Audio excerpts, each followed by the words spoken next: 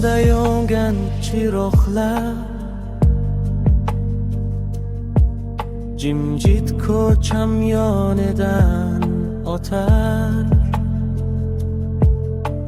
Sukut ichra yo'rin ovoz, yuragimga sekin kirib borar.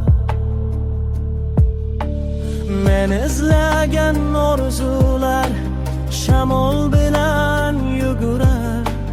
Har bir qadam, har bir so'z menga yana kuch berar.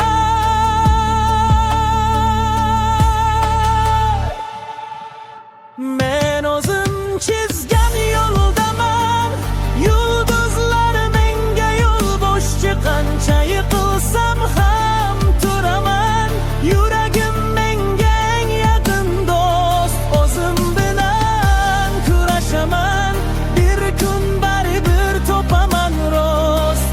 O hayot mening sahnam, kuchim yetar yorug'lik bos.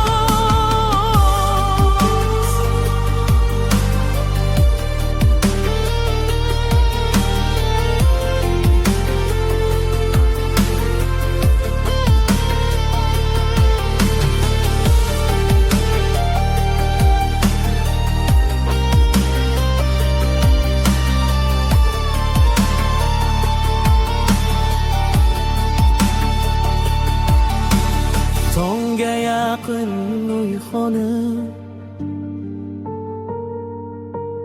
yangi kunimni qarshi olaman. Qalban kuchli bo'lishni, balki shundan o'rganarman. Hech kim bilmaydi ichimni, necha bor sindi unimni.